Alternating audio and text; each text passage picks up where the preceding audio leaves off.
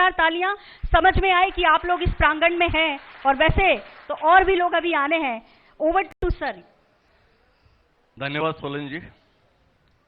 सबसे पहले आप सभी वो महानुभाव जो रतलाम अंचल से ताल्लुक रखते हैं और इस सभागार में मौजूद हैं, मैं हरिभूमि INH परिवार की ओर से आप सभी का हार्दिक स्वागत करता हूं, अभिनंदन करता हूं।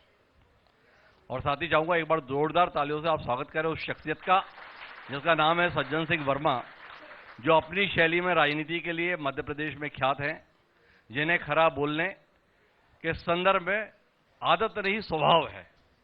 तो वो सज्जन सिंह वर्मा जो मध्य प्रदेश की राजनीति को पिछले 4 दशक से प्रभावित करते हैं, वह हमारे बीच में है। खासतौर पर इस कार्यक्रम का हिस्सा बनने के लिए इतनी दूर से हमारे बीच में आए हैं। तो सज्जन भाई, आपका बहुत बहुत स्वागत है। हमारे संवाद 2023 लगातार जारी है। इसकी पृष्ठभूमि में मध्य प्रदेश विधानसभा चुनाव का वह 2023 का प्रकल्प है जो 3 महीने बाद अस्तित्व में आने वाला है।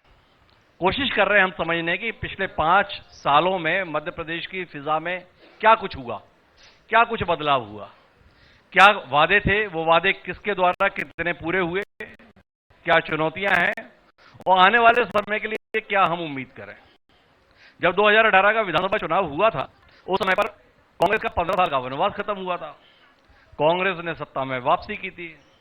उस मंत्रिमंडल का एक महत्वपूर्ण चेहरा सज्जन सिंह वर्मा जी थे, पर आज बदली हुई परिस्थितियां हैं। तो सज्जन सिंह वर्मा जी से हम इसी के साथ चर्चा की शुरुआत करते हैं।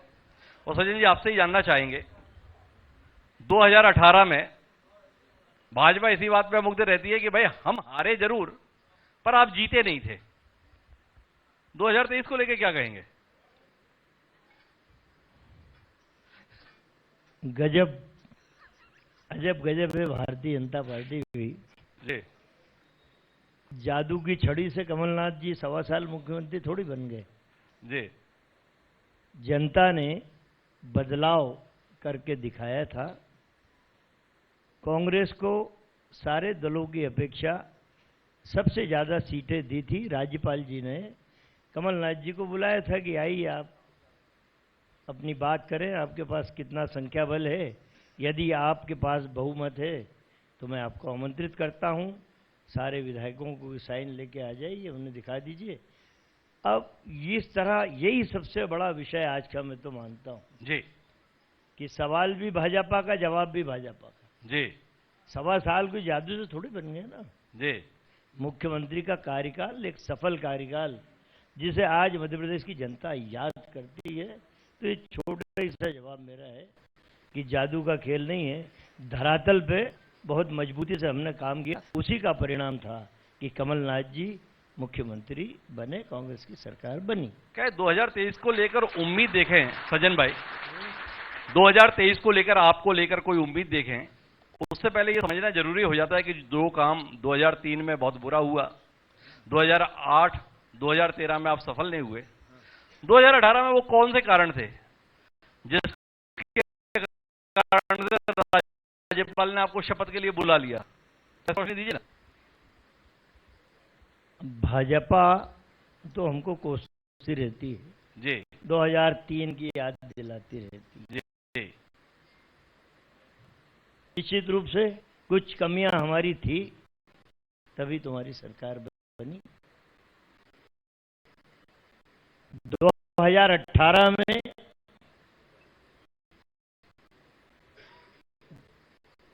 बाईस से लेके 25,000 मध्य के मुख्यमंत्री शिवराज चौहान ने किए थे, जनता महसूस करती रही जी। और आज हालात ये है कि लगभग 4 लाख करोड़ के कर्जे में मध्य प्रदेश को डुबो दिया गया है।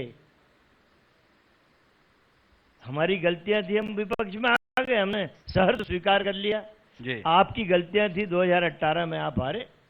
मुख्यमंत्री शिवराज सिंह चौहान के चेहरे को मध्य प्रदेश की जनता ने नकार दिया, और एक बार नकारा गया माल कभी खरीदा नहीं जाता। 2018 में शिवराज सिंह चौहान के चेहरे को नकार दिया गया, और नकारा गया चेहरा फिर दोबारा भाता नहीं है। पर भाजपा तो तमाम तारीखें आती रहती हैं, पर फिर भी शिवराज सिंह चौहान के चेहरे को बनाए हुए है। कुछ आपकी सेटिंग है क्या जिससे शिवराज सिंह चौहान अभी भी बने हुए हैं? भ्रष्टाचार की अकूत दौलत जी भारतीय जनता पार्टी के पास है। जी राजा महाराजा बिक गए, जी विधायकों को खरीद लिया। बाहुबल पे तो भारतीय जनता पार्टी को विश्वास रहा नहीं।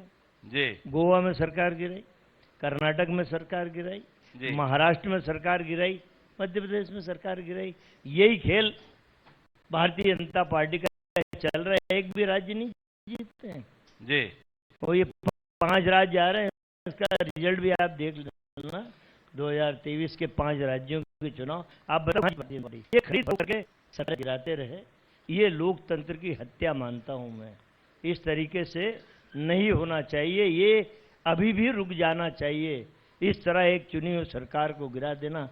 अब दिल्ली में आपका बस नहीं चला, जी आप पार्टी का केजरीवाल भारी बहुमत के साथ जीता। अब बस नहीं चल रहा तो क्या करें? एलजी से जितना तंग कराया जा सकता था उतना तंग कराया, उसके बाद भी काम नहीं चला। लोकसभा में बिल ले आए, सरकार के अधिकार सीमित। आप पार्टी के अधिकार सरकार के सीमित कर दो, ट्रांसफर नहीं कर सकते, जी कोई काम नहीं कर सकते केजरीवाल। मतलब एक क्लर्क बना दिया आपने एक मुख्यमंत्री को। ये घृणित चालें भारतीय जनता पार्टी का शीर्ष नेतृत्व से लेके नीचे के लोग इसी उधेड़-बुन में लगे हैं कि चुनी हुई सरकारों को कैसे दबाया जाए, कैसे गिराया जाए। आप खुद देख रहे हैं, राष्ट्रीय चैनलों पे आ रहा है।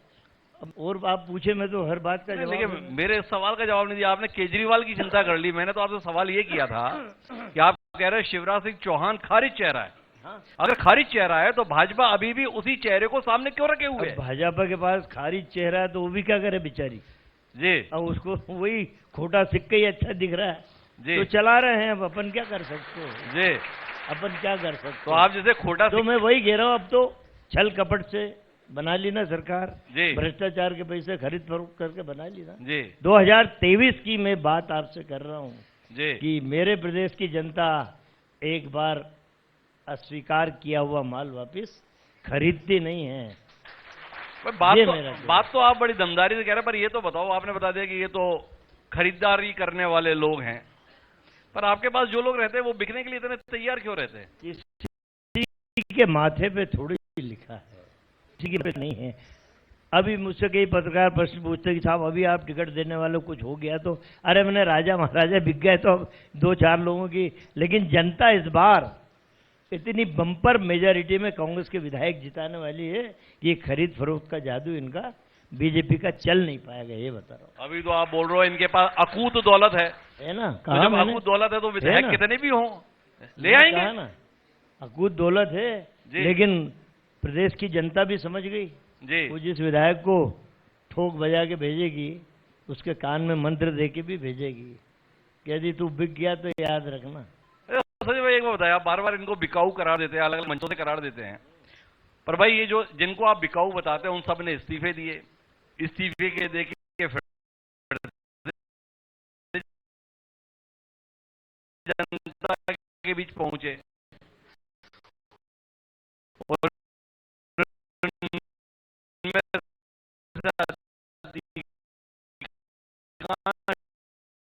जनता से जीत कर भी आ गए।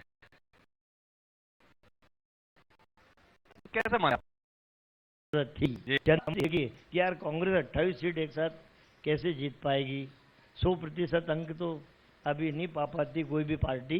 तो जनता ने कहा कि बन तो इन लोगों ने बना तो लिए पाखंड करके सरकार, अब बना लिए तो जिता ही दो इनको। तो ये कहानी है। तो जनता उदार हो गई इनके संदर्भ में, आपका ये कहना है? एक सीट इनको चाहिए, हमें 28 सीट चाहिए। आप अंक गणित निकाल के देख लो। अभी तो गणित और बचा है सज्जन भाई, गणित अभी और बचा है।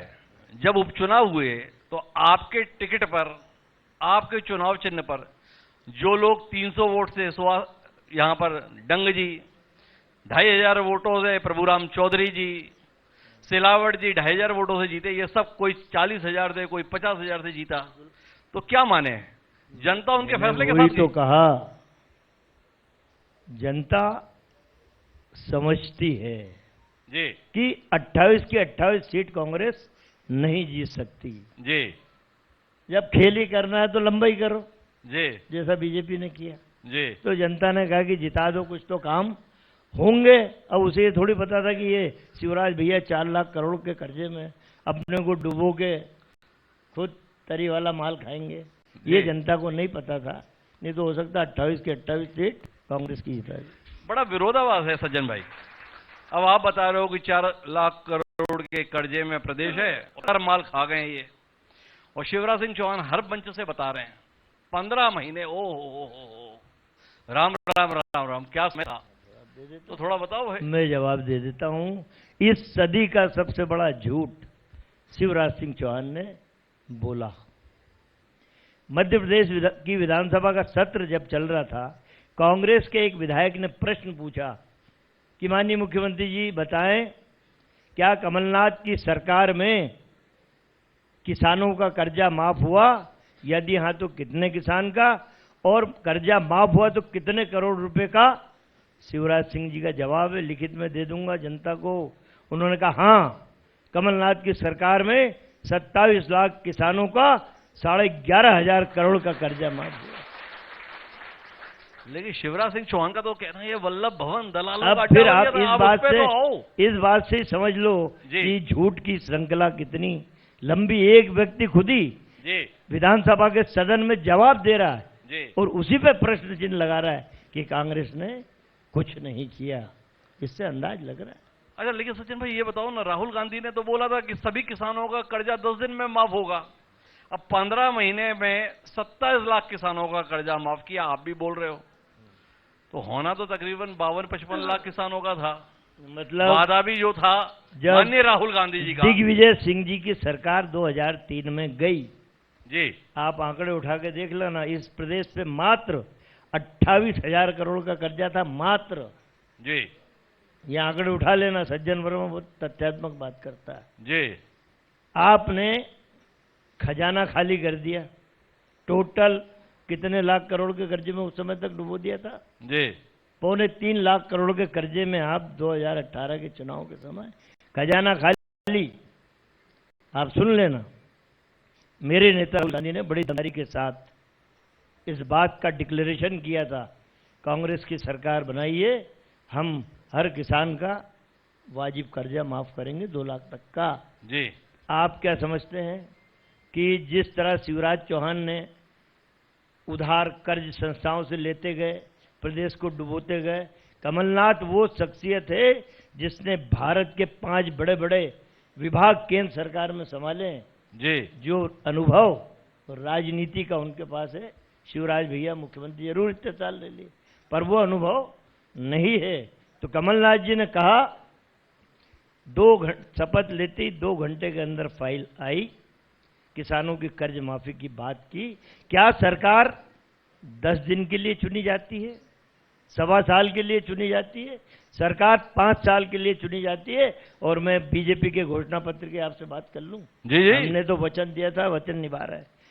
क्या जो घोषणा पत्र इनका 2023 में आएगा 10 दिन में पूरा कर देंगे? 5 साल की सरकार रहती है और 5 साल सतत उसे जनता के हित के काम करना पड़ते हैं। ये 5 साल का वचन पत्र रहता है, 5 साल का घोषणा पत्र। तो मतलब वचन पत्र पे भरोसा करें, राहुल गांधी जो उस समय राष्ट्रीय अध्यक्ष थे, उनके इस दावे और वादे पे भरोसा ना करें कि 1, 2, 3, 8, 9, 10 दिन में अगर किसानों का पूरा कर्जा माफ नहीं हुआ 2 लाख तक का, तो मुख्यमंत्री बदल दिया जाएगा। भाजपा तो ये बताती ना सचिन, 2 घंटे में ऑर्डर हुआ, 2 घंटे में जी। मंच पे बैठे बैठे ही लाखों की भीड़ थी। जब शपथ ली, कमलनाथ जी ने वहीं अधिकारियों को बुलाया कि फाइल लेके आओ। मैं मंच से तभी उठूंगा जब उस पर मैं साइन कर दूंगा। उसी समय उस योजना पे कमलनाथ के सशक्त हस्ताक्षर किए गए। अच्छा सचिन भाई, एक बात बताओ, एक व्यक्ति जिसने देश के 5 बड़े विभाग संभाले, 4 दशक तक सांसद के रूप में भूमिका निभाई, उसकी राष्ट्रीय राज्य में मंत्री रहा और अचानक मुख्यमंत्री बना।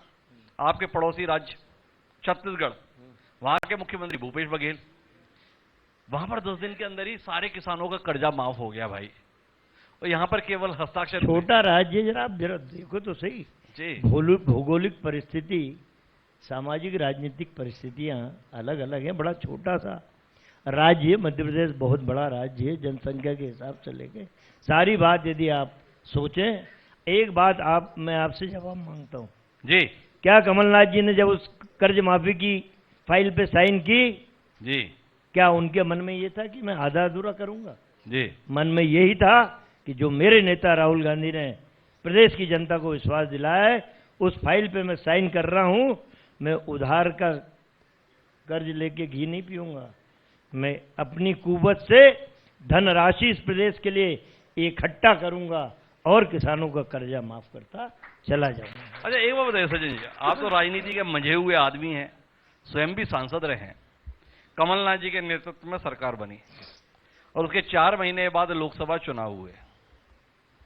जिस जनता ने भारतीय जनता पार्टी को मध्य प्रदेश में विपक्ष में बिठा दिया, उसी जनता ने 29 में से 28 सीटों पर क्यों ला दिया? बहुत बढ़िया प्रश्न, मैं चाह ही रहा था कि ये प्रश्न आए। अरे आप जो जो चाहेंगे सब आएगा। एक बात अब फिर आपसे मैं जी। सवाल कर रहा हूं। मेरे देश की जनता बड़ा झेल लेती है जी नेताओं के वादों को, नेताओं के इरादों को। गुजरात से 2014 में दिल्ली की सड़कों पे आता है, जी आते ही सबसे पहला 14 भाषण मेरे पास हैं। जी पहला भाषण था कि भाइयों बहनों, मेरी सरकार बना दो, भाजपा की सरकार बना दो, हर खाते में 15 लाख रुपए डालूंगा। दूसरा वादा, नौजवान साथियों, मेरी सरकार बना दो, हर साल 2 करोड़ नौजवानों को नौकरी दूंगा। तीसरा वादा, विदेश से काला धन लाके अपने खजाने में रखूंगा। चौथा, किसान भाइयों, मेरी सरकार बना दो, मैं कृषि को उद्योग का दर्जा दूंगा और किसान भाइयों की फसल का दुगना मूल्य दिलाऊंगा। जी ये सारे 14 भाषण हैं। जी किस तरह झूठ बोल के एक देश के राजनेता ने वोटों का शिकार किया इस देश में, इससे बड़ा उदाहरण नहीं हो सकता। मैं इस मंच से सुप्रीम कोर्ट के महान जजों को आह्वान करता हूं, इतना बड़ा झूठ बोल के राजनीति का शिकार करने वाले व्यक्ति के ऊपर आपने मुकदमा संज्ञान लेके क्यों नहीं चलाया? ये संविधान में इस तरह झूठ बोलने का अधिकार नहीं है। मैं तो आज भी सुप्रीम कोर्ट के महान जजों से, जिन्होंने फैसला दिया राम मंदिर अयोध्या में बनेगा, जी क्रेडिट कौन ले रहा? भूमि पूजन करना था इस देश के शंकराचार्यों को। जी अरे हम राजनेताओं के हाथ तो, आप जानते हैं मैं बोलूंगा तो बुरा भला लगेगा, कितने सुंदर, कितने अच्छे रहते हैं जी शंकराचार्य, जो सनातन धर्म का प्रहरी है, रक्षक है। आप अपना महिमा मंडन करने के लिए आप भी छूछा करने लग गए। जी केदारनाथ की गुफा में गए तो एक कैमरा चल रहा था पीछे पीछे। जी अब कितनी सारी बातें हैं। अरे लेकिन आपने सारी बात बताई सज्जन भाई, पर आपने 2014 की कहानी बताई भाई। हमने पूछा भाई 2018 में विधानसभा चुनाव आप जीते, पर 2019 में इतनी बुरी तरह क्यों हारे? तो अब फिर आप देखो ना, आप 2019 अभी भी जनता आसरा देख रही थी, आ जाएगा। नौजवान सोच रहा था 2 करोड़ हर साल नौकरी मिल जाएगी। हो सकता है मोदी बाबा ने कुछ चमत्कार कर लिया इन सालों में। वो बेचारा उस चमत्कार की आशा में जीता रहा, फिर उसने वोट दे दिए। अब क्या करे, चमत्कार की आशा में जीता हुआ इस देश का नागरिक, वो समझने में एक लंबा समय ले गया। अब 2024 में पता चल जाएगा। और जब ये वादे किए तो 2 महीने 3 महीने बाद आते हैं जी अमित शाह साहब, ये तो जुमला था। जी जुमला था, कथनी और करनी में अंतर खुद उनने ही स्पष्ट कर दिया कि हमारी कथनी और करनी में भैया बहुत अंतर है। हम प्रदेश की सियासत में वापस लौटेंगे। और शिवराज सिंह चौहान की सरकार पे भी बात करेंगे, क्योंकि 2023 में फैसले के लिए मुख्य कारण है। पर 15 महीने की सरकार पर भी थोड़ी बात और हो जाए। भाई भाजपा ये बताती है कि 15 महीने की सरकार बड़ी करप्ट सरकार थी, करप्शन था, दलालों का अड्डा था, तो वो तो आरोप लगाएंगे। पर आप ये बताओ, आपके साथी थे उमंग सिंगार, वो मंत्री रहते हुए बोले कि भाई पार्टी के बड़े नेता जो है माफिया राज चला रहे हैं। ये कितना परेशान करेगा आप लोगों को? बिल्कुल नहीं। एक व्यक्ति का सोच, उसका दृष्टिकोण उस व्यक्ति ने महसूस किया जी, वो जज भी नहीं कर पाया। जी, जज भी नहीं कर पाया तो उसके मुंह से कुछ शब्द निकल गए, जी, है ना। उसके बाद उसका एपोलाइज बोलते हैं उसको, जी, उसने स्वीकार किया कि मुझसे उफान में मैं उद्वेलित था, जी, मुझसे कुछ शब्द निकल गए हैं। जी। तो ये तो मानव निकलना स्वभाव है। अच्छा ये बताओ सज्जन भाई, निकलना गलती थी या शब्द गलत निकले थे? देखिए, वो हमारा बड़ा आदिवासी वर्ग का एक बड़ा चेहरा है जी, उमंग सिंगार, जी, और जुनूनी है। जी, 1 मिनट में आंदोलित हो जाता है। जी, उसको लगता है कि मेरे मन का काम नहीं हुआ। जैसे आज मैं आंदोलित हूँ जी। अंदर ही अंदर, पर मैं जज कर लिया, पुराना आदमी हूँ। मुझे इस शर्त पे बुलाया गया था जी, कि 5 बजे कैलाश बाबू और मैं दोनों दीप प्रज्वलित करेंगे। जी, मैं आधे घंटे नीचे बैठूंगा, कैलाश बाबू यहाँ बैठेंगे, अपनी बात रखेंगे। उसके बाद आधे घंटे बाद मैं उठ के आऊँगा, फिर मैं अपनी बात रखूँगा। लेकिन अब सत्ताधारी दल का वजन ज़्यादा होता है, मैं सहनशील हूँ, मैंने सहन कर लिया है। अच्छा ये बताओ, ये कैलाश जी को सुनने के लिए आप इतने बेकरार क्यों हैं भाई? नहीं, सत्ता पक्ष को सुनने भी तो जो हमारे पास क्या रखा, हमारे पास क्या है? अरे आपके पास ये उम्मीद तो है, सत्ता पक्ष के पास इतनी उम्मीद के साथ अरे 2023 उम्मीद के है। लोग आए हैं, उम्मीद आप बोल रहे हो तो- हमारे पास क्या रखा है, सबकी उम्मीद तोड़ रहे हो। 100% सरकार बन रही, वो तो छोड़ दो आप। लेकिन वो बताते जी। फिर हम जवाब देते। हमारे पास तो अरे पहले तो ये खजाना बताओ, है। अरे पहले तो ये बताओ, ये 100% कैसे है? इनके गुनाहों का खजाना हमारे पास तो एक बात बताओ, ये 100% कैसे है? आप लोग तो बताते हो ये ईवीएम वीवीएम भी सेट कर लेते हैं भाजपा के लोग तो, और आप यहाँ पे बता रहे हो 100% अपनी बन रही है। सेटिंग समझ में आ गई क्या ईवीएम की? इनने 25-25 हजार वोट, जी, बीजेपी के जादूगरों ने 25-25 हजार वोट एक विधानसभा में जी, जादू का खेल बताया मशीनों में जो आएंगी मशीनें। जी, लेकिन हमारी जनता भी, उनने 25,000, हम 50,000 एक्स्ट्रा वोट देंगे हर विधायक को। जी। 50,000 ज्यादा वोट ऐसा कर क्या दियो आप, जिसके कारण से आपको इतने वोट मैंने मिलेंगे? तो कहा कि जनता इतनी बम्पर मेजोरिटी से इस बार कांग्रेस के विधायकों को जिता रही है कि क्यों? खरीद फरोख्त करके लोकतंत्र की हत्या करने वाले चेहरे पूरे देश नहीं पूरी दुनिया ने देखे हैं कि अपने बाहुबल पे विश्वास, अपनी नीतियों पे जिस दल का विश्वास खत्म हो गया, एक भी विधानसभा नहीं जीते हैं, सारी हारते चले आ रहे हो, आप देख लो। अरे एक बार बताओ सज्जन भाई, आप केवल मध्य प्रदेश में ध्यान देते हो क्या? ये पड़ोस में राजस्थान है, दिखाई नहीं देता आपको? वहां पर अशोक गहलोत जी की भी जो सरकार थी ना, वो अल्पमत की सरकार थी। आजकल वो बहुमत की सरकार है, आपको जानकारी है ना? बिल्कुल। तो वो अल्पमत बहुमत में हुआ, वो कैसे हुआ? हमने बीएसपी के दल को अपने अंदर मिला लिया। कैसे? इसलिए कि उसके पहले भी उनको हमने प्रसाद दिया था।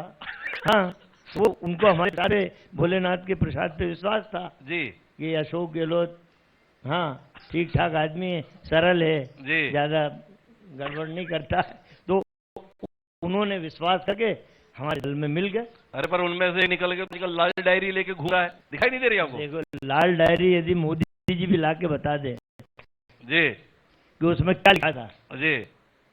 तो दावे से कहता हूँ दम नहीं है उन अच्छा, बातों में। सज्जन भाई, लेकिन ये तो एक बात- लाल डायरी एक नोटंकी चली आ रही। अरे मोदी जी ने भाषण में बोला, अभी मेरे बीजेपी के भाइयों ने भी सुना, लाल जी। डायरी के ऊपर 2 भाषण हो गए। मणिपुर के ऊपर नहीं हुआ भाषण। जी, मणिपुर हिंसा में जल रहा है, वहां मैं नहीं बोलूंगा। जी, मैं मनमोहन सिंह जी को मोनी बाबा बोल लूंगा, जी, लेकिन किसान 750 मर जाते हैं दिल्ली की सड़कों पे आंदोलन करते हुए, मैं नहीं बोलूंगा। मेरी देश की वो पहलवान जो पद्मश्री पद्म भूषण लाती हैं, 1 महीने सड़क पे बैठी, मैं नहीं बोलूंगा। मणिपुर पे नहीं बोलूंगा। यदि मणिपुर पे बोलूंगा तो एक आध राजस्थान की घटना, एक आध छत्तीसगढ़ की घटना का जिक्र जरूर करूंगा। अरे तुम्हारे मुख्यमंत्री ने वहां के इस बात का स्वीकार किया कि ये 2 नग्न युवती को, आप तो यही दिख रहे हैं, मेरे राज्य में हजारों इस तरह के प्रकरण हो चुके हैं जी। उस पर बोलना चाहिए, नहीं बोलेंगे। तो अपन वापस शिवराज सिंह चौहान पर आए। ये 2008 में एक योजना आई थी, नाम दो उसका लाडली लक्ष्मी। क्या गजब का काम किया था ना उसने। अब लाडली बहना है, आपका काम तो ना लग जाएगा सज्जन भाई? अब मैं आपको बता देता हूं जी। 12 तारीख मेरे ख्याल जून की थी, मेरे सोनगंज विधानसभा में सभा लेने गई 12 जून को जी। शिवराज सिंह चौहान। मैं आ रहा हूं बुधनी, 12 जून को मैं बुधनी गया, बड़ी सभा करी, मेरा 2:30 बजे भाषण था जी। सोनगंज में, उनका 1:15 बजे भाषण था। मैंने मोबाइल पे मैंने सुनू तो सही यार भाई क्या बोल रहा है, मेरे क्षेत्र में आया। मैं धन्यवाद देता हूं उनको कि मेरे बारे में उस व्यक्ति ने एक शब्द भी फालतू नहीं बोला। जो तारीफ की बात है वो करना चाहिए। वहां पे वो आजकल वो नया मंच बना लिया उन्होंने, माइक लेके इधर से उधर नैया तेरा तन डोले मेरा मन डोले, आजकल वो करते हैं। तो उन्होंने, मैं सुन रहा था भाषण, प्यारी बहनों जी, मुझे रात को सपना आया कि मेरी बहनों के हाथ मजबूत करना, उन्हें अपने पैरों पे खड़ा करना। मैं सुनता रहा, मैंने यार गजब का आदमी है रे भाई। मेरा भाषण का नंबर आया बुधनी में, मैंने गजब का व्यक्तित्व देखा शिवराज चौहान में। 62,000 आदिवासी वोटर हैं वहाँ, वही बैठे थे मेरी सभा में। मैंने कहा यार कुंभकर्ण तो 6 महीने में जाग जाता था, 6 महीने सोता था, 6 महीने में जाग जाता था। शिवराज भाई 18 साल बाद जागे, बहनों की याद 18 साल बाद आई कि तुम्हारे हाथ मजबूत करना, पैरों पे खड़ा करना। जी, सब बहनें भी समझ रही हैं, बहनें भी समझ रही हैं। ठीक है, वोट का शिकार करना चाहते हैं शिवराज मामा, पर हम उनने भी कहा कि ले लेंगे। हाँ, पर वोट नहीं देंगे। शिवराज सिंह चौहान की नींद 18 साल में टूटी, ये कांग्रेस की नींद टूटने में इतने साल क्यों लगे कि नारी सम्मान योजना अब की बार सरकार आएंगे तो शुरू करेंगे? जरा ये भी तो बताओ। देखिए ऐसा है, हम भी चमत्कारी लोग हैं ऐसा ऐसे थोड़ी छोड़ देंगे जी। तुम डाल तो हम पात जी, तुम 1000 दोगे तो हम 1500। हमारी बहनों का मजबूती करना है तो 1000 से क्या होता है, 1500 देंगे, 500 रुपए में गैस सिलेंडर देंगे। मजबूत करना है तो अब ये तो 1000 रुपए का लॉलीपॉप दिया, 2000 बहनों से पहले निकाल ले रहे हैं जी। हमारी सरकार थी मनमोहन सिंह जी की, 400 में गैस का सिलेंडर आता था जी, याद करिए, आंकड़े निकलवा लेना जी। अब आ रहा 1150 1200 में जी। तो आपने पहले उतना पैसा निकाल लिया।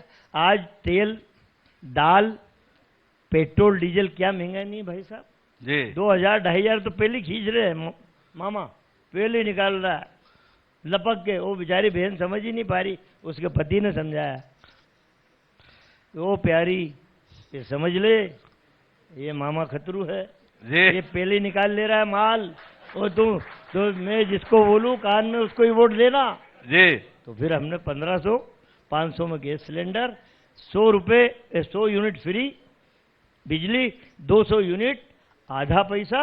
और जो प्रकरण लगाए हैं बीजेपी की सरकार ने किसानों पे, वो सारे प्रकरण बिजली के वापस लेंगे, और जो बिल इस समय लादे हुए किसानों पे वो सारे बिल माफ करेंगे। तो हम भी फिर कलाकार लोग नहीं, पर आपकी कलाकारी पे तो मामा फिर भारी पड़ रहे हैं, बोल रहे हैं मैं 3000 तक दूंगा।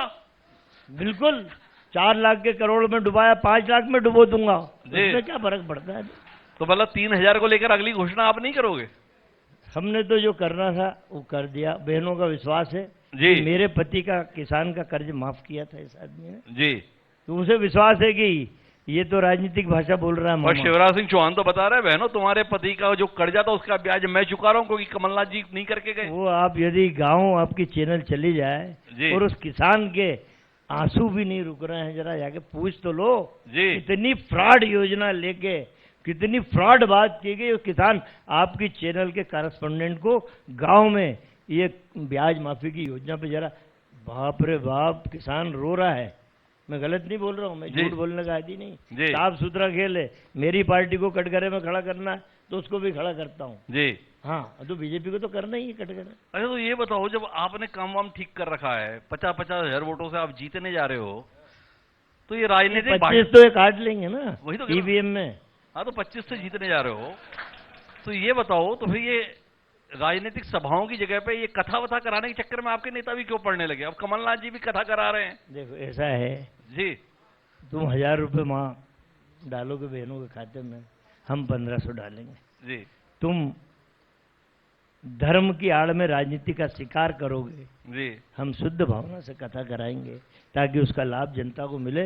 हम धर्म की आड़ में राजनीति का शिकार नहीं कर रहे हैं। गौ माता के नाम पे भारतीय जनता पार्टी बरसों से राजनीति करती आ रही है। चलिए मेरे साथ रतलाम के चौराहों पे, यदि गौ माता निराश्रित बैठी हुई झुंड में नहीं मिले तो सज्जन वर्मा राजनीति करना छोड़ देगा। संजय भाई, आप अपने आप को हमारे नेता ने 1000 गौशाला, उसका भी किस्सा सुन लो। जी कमलनाथ जी और मैं इंदौर एक कार्यक्रम में गए, जी आखिरी कार्यक्रम में बज गई 6:30।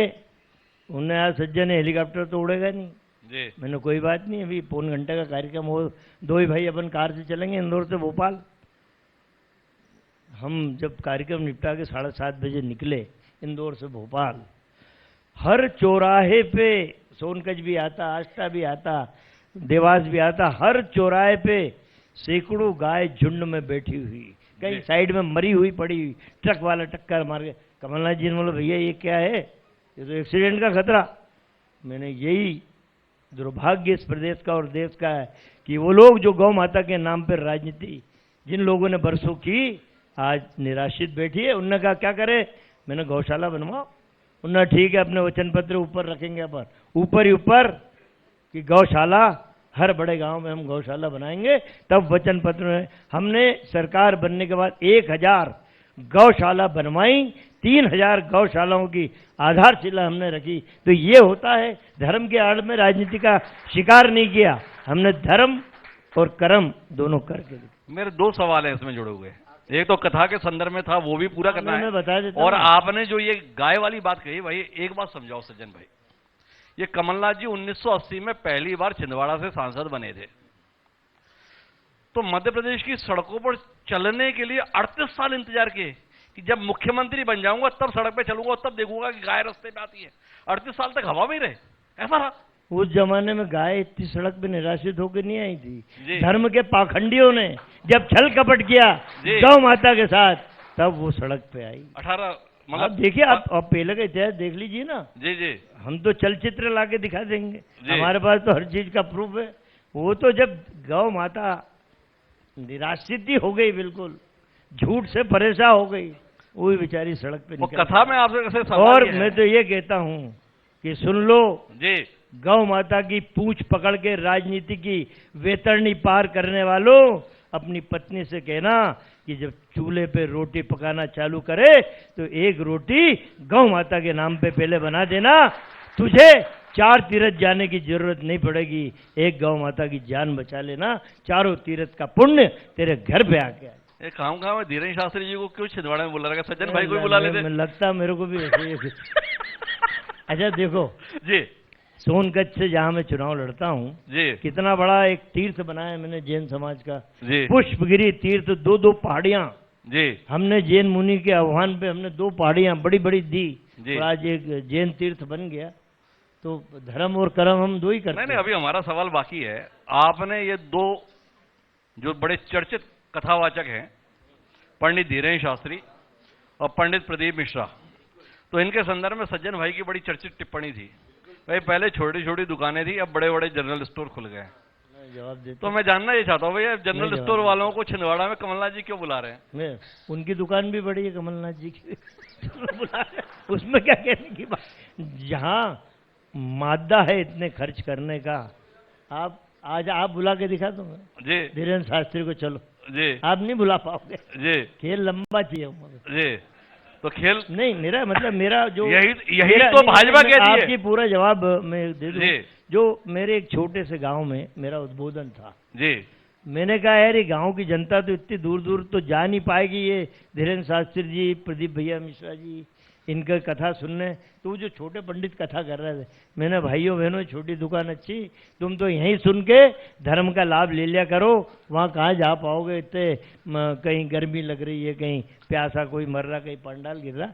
तो मेरा उद्बोधन का अर्थ ये था कि अपने घर का जोगी अच्छा है, इसको यहीं सुनो, पर मेरा उनका अपमान करने का दृष्टिकोण नहीं था। मैं अभी आप देख लीजिए, सीहोर जिले में आता है कुबरेश्वर धाम, ये सुनने लायक बात है जी। मुख्यमंत्री का जिला। मुझे अखबार में, एक अखबार में जब मैं उठा सुबह मैंने पढ़ा, फिर उसी जगह से सीहोर जिले से 4-5 फोन आए कि भैया ये तो 2.5-3 फीट पानी भरा है कुबरेश्वर धाम पे, और महाराज मैनपुरी इटावा में उनकी कथा चल रही है। मैंने देख प्यारे, मेरी मीटिंग 4 बजे खत्म होगी प्रदेश कांग्रेस दफ्तर में, मैं नहीं 4-4:15 बजे तक मैं आ जाऊंगा, 3-3:30 बजे मेरी मीटिंग निपटा के मैं 4:15 बजे पहुंचा।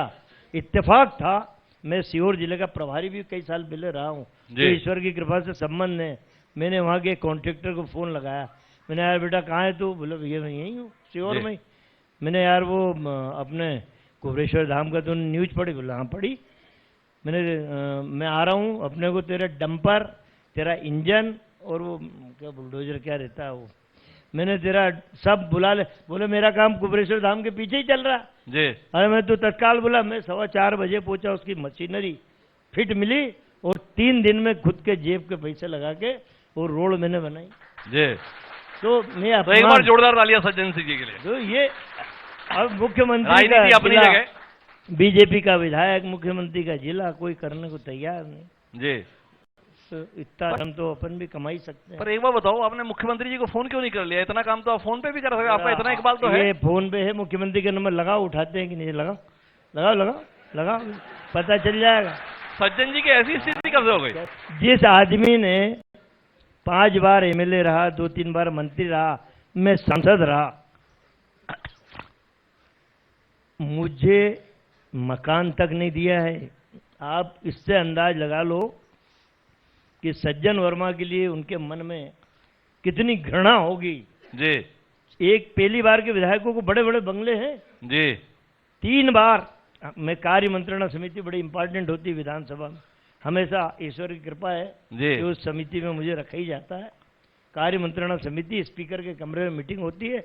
मैंने शिवराज जी को तो कहा ही नहीं, मैंने देखो स्पीकर साहब तुम विधायकों के संरक्षक हो, मुझे आज तक मकान नहीं मिला। बोले भैया लिख के दो। मैंने ये तैयार है लेटर, मैंने लो, मैंने अपने हाथ से दो मुख्यमंत्री को, उनने वही शिवराज जी को दे गए। सज्जन भैया 3 मीटिंग और हो गई, जब विधानसभा चलती है तभी मीटिंग होती। मैंने स्पीकर साहब ही नहीं मिला मकान जी। अब आप देखिए, पहली बार के विधायक को बड़े बड़े बंगले हैं, मतलब मेरे ये भेदभाव नहीं होना चाहिए। एक और किस्सा मकान के सुन लो जी, लंबा जरूर है जी। दिग्विजय सिंह की सरकार में जिस मकान में शिवराज चौहान रह रहे हैं, वो मकान मुझे अलाट हुआ था। रायपुर के सत्यनारायण शर्मा उस मकान में रहते थे, छत्तीसगढ़ अलग हुआ, वहां चले गए, वो मकान मैंने अलॉट कराया। बढ़िया कलर वलर चकाचक करा के, अब रहने की आदत तो अच्छी है अपनी। तो अपन सूटकेस लेके उन्होंने दिग्विजय सिंह जी मोबाइल फोन, सज्जन कहाँ हो? मैंने साहब आपने जो मकान अलॉट किया था उसमें सूटकेस लेके घुसा ही हूँ। अरे बोले वापस निकल। अरे मैंने क्यों? अरे यार वो दिल्ली से एक मामला आ गया, फोन आ गया कि वो मकान में शिवराज चौहान को अलॉट कर दिया। तो मेरी कड़वा बोलने की आदत तो है। मैंने दिग्विजय सिंह जी अच्छा नहीं किया आपने जी, ये ठीक बात, तू जिस मकान पे हाथ रख वो मकान तेरे को दे दूंगा। मेरे को चाहिए ही नहीं मकान जी। तो वो मकान हमने, वो हमें मकान ही नहीं। अच्छा एक बार बताओ सज्जन जी, तब से ही दिग्विजय सिंह जी से हिसाब चुकता कर रहे हैं क्या? नहीं, मेरे बड़े भाई है, मेरे बड़े भाई हैं। देखो 2 बार प्रदेश के अध्यक्ष रहे, 2 बार मुख्यमंत्री रहे जी, मैं उनकी कैबिनेट में रहा जी। और बेबाक टिप्पणी उस समय भी करता था, आज भी करता हूँ जी। तो आप थोड़ी बेबाक टिप्पणी थोड़ी और कीजिए ना। बेबाक टिप्पणी चुनाव का समय है, नहीं दिग्विजय जी नहीं, अभी सवाल है, चुनाव का समय है। अरे रुकिए सज्जन भाई, सवाल तो सुनिए। देखो आपका दर्द कितने बढ़िया तरीके से निकला कि क्या है, शिवराज सिंह चौहान है, मैं इतने समय का विधायक, मुझे मकान नहीं दिया। 1-1 बार 2-2 बार के विधायक, उनको बड़े बड़े बंगले दे दिए, बात तो ठीक है। पर क्या है, वो आपकी पार्टी में भी कई ऐसे विधायक हैं जो 6 बार के हैं, 7 बार के हैं, 1-1 बार के, 2-2 बार के कैबिनेट मंत्री बना दिए। केपी सिंह कक्काजू, बिसाहूलाल सिंह, इंद्र सिंह कंसाना, लक्ष्मण सिंह, इन सबको महज विधायक बना के छोड़ दिया। उस दर्द का कुछ एहसास है सज्जन भाई? देखिए, कांग्रेस में समरसता का सिद्धांत लागू होता है। आडवाणी जी को अलग फेंक दें, मुरली मनोहर जोशी को अलग फेंक दें, वो हमारे यशवंत सिंह सिन्हा उनको अलग फेंक दो, उस पर कोई टिप्पणी नहीं करता। यदि हमने 2-3 बुजुर्गों को अलग कर दिया तो उस पर टिप्पणी हो जाती। भैया, आपने केपी सिंह जी से पूछ लिया कि वो बुजुर्ग कहने के लिए अपने आप को तैयार मान रहे हैं? केपी सिंह जी से बात हो गई ना आपकी कि वो बोल रहे हैं मैं बुजुर्ग हो गया? लक्ष्मण सिंह जी भी बात हो मैं गई। उनके मकान में ही रह रहा हूँ, ये अच्छी याद दिला दी। केपी सिंह का मकान रिवेरा टाउनशिप में फेज 2 में 4 नंबर है जी। वो मेरा दोस्त है, मैं उसे धन्यवाद देता हूँ जी कि उसने कहा कि भैया सज्जन भैया दे ना दे, तुम तो ये मकान है, तुम इसमें रहो। मैं उसी मकान में रह रहा हूँ, आप तलाश कर लेना, Riviera township phase 2 4 number KP Singh के नाम पे ही है। जिन्होंने आपको मकान तक दिया, उनको लेके आपके मन में कोई दर्द, दुख, तकलीफ नहीं है कि उनके साथ आपकी पार्टी ने न्याय नहीं किया?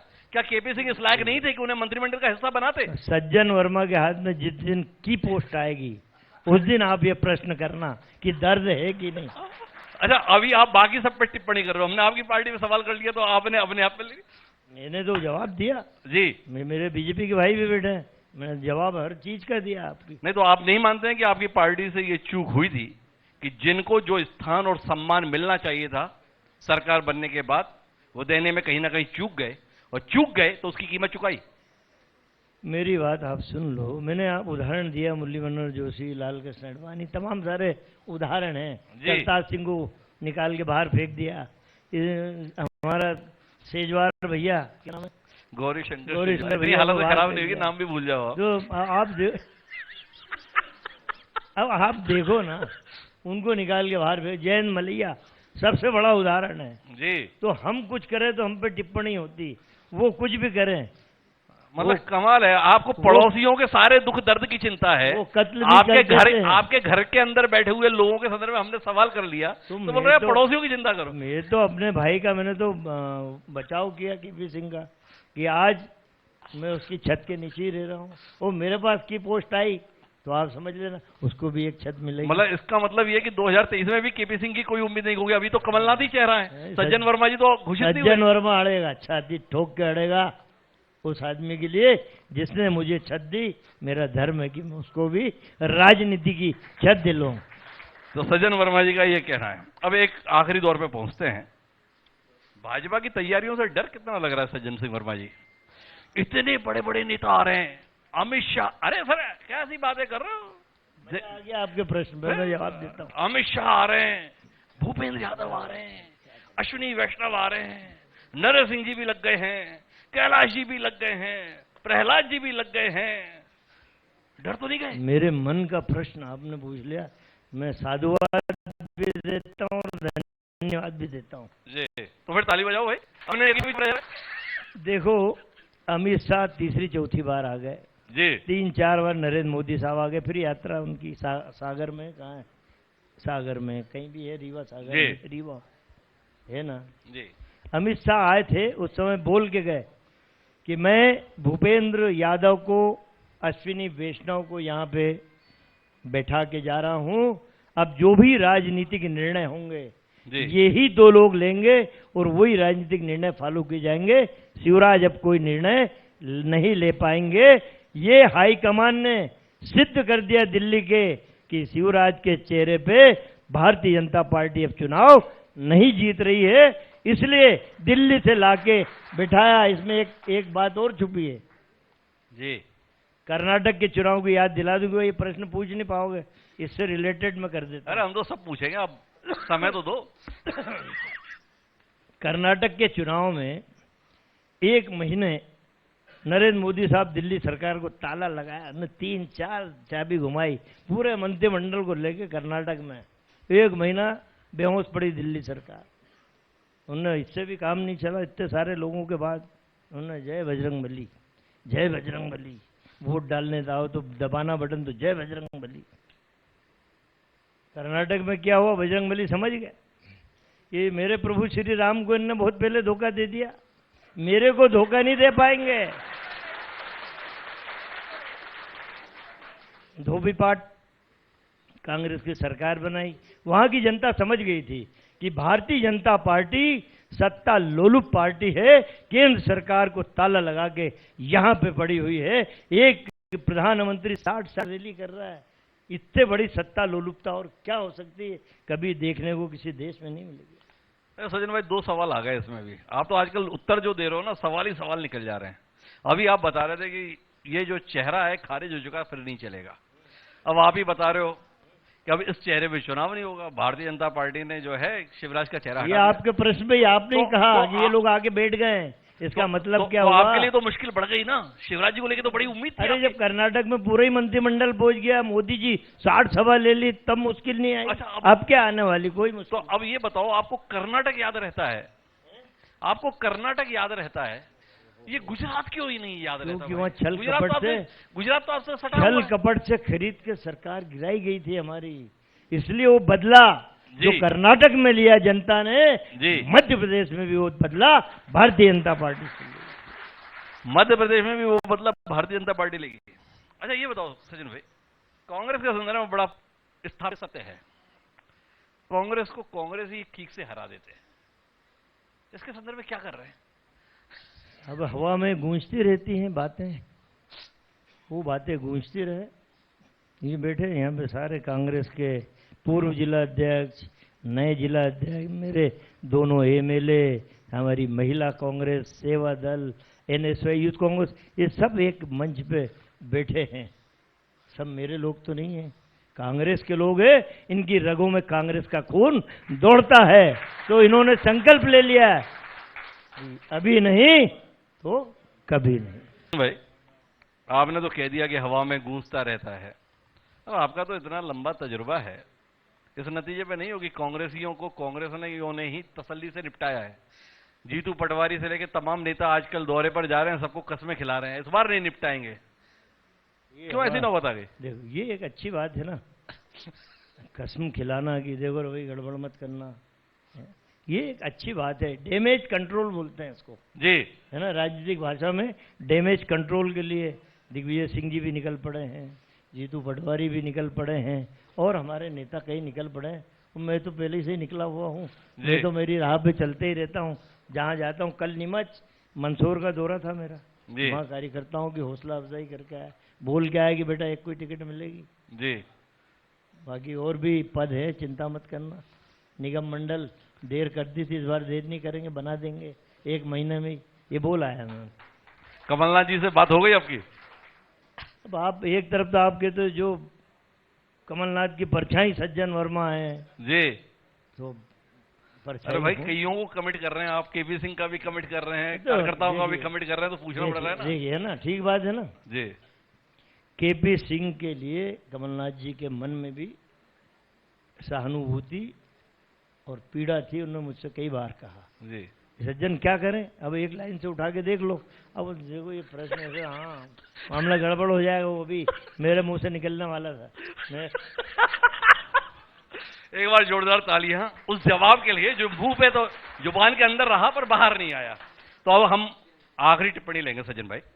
आपने कहा कभी मेरे पास की आ गई फिर देखना, तो ये की आने की उम्मीद कब है आपके पास? क्या क्या आ गई? जब मेरे पास की आ जाए। हाँ हाँ देखो, तो अभी की बार तो एक बात समझ लो, शिवराज चौहान कहाँ बैठे हुए थे जी, इतना अच्छा काम कर रही थी हमारी उमा भारती जी।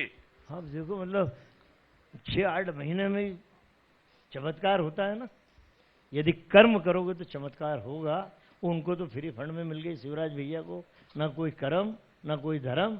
सज्जन वर्मा कर्म भी करता है, धर्म भी करता है और विश्वास भी करता है। तो कुल मिलाकर सज्जन वर्मा जी का कहना है कि आप इस वाले चुनाव में मेरे लिए भी संभावनाएं देखकर रखो।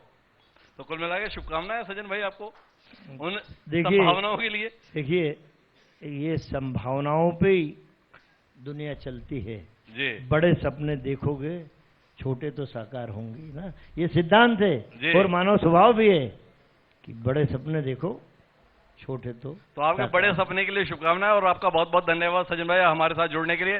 दोस्तों चाहूंगा कि एक बार जोरदार तालियां सज्जन सिंह वर्मा जी के लिए। आगे की कार्रवाई के लिए मैं आग्रह करूंगा अपने बीजेपी के भाइयों से, बहुत बहुत शुक्रिया। मैं अपने बीजेपी के भाइयों से क्षमा चाहता हूं, कहीं मेरे उद्गार में कहीं मेरी आदत थोड़ी ऐसी, तो कहीं मन को कहीं वो हुआ तो मैं क्षमा चाहता हूँ। मन वैसा नहीं है, क्योंकि राजनीतिक के लिए मंच है तो कुछ ना कुछ तो बोलना पड़ता है, पर कोशिश रहती है कि सही चित्र मैं दिखाऊं। धन्यवाद भैया, थैंक यू।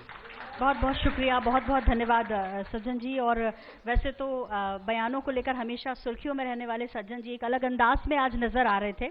और एक छोटी सी परंपरा है हमारे इस कार्यक्रम की कि चूंकि वक्त निकालते हैं अपना इतना महत्वपूर्ण इस चुनावी भागदौड़ के बीच, तो एक स्मृति चिन्ह INS 24/7 और हरिभूमि परिवार आपको देना चाहता है और इस पल को यादगार बनाना चाहता है। शॉल और श्रीफल से सम्मान करना चाहेगा।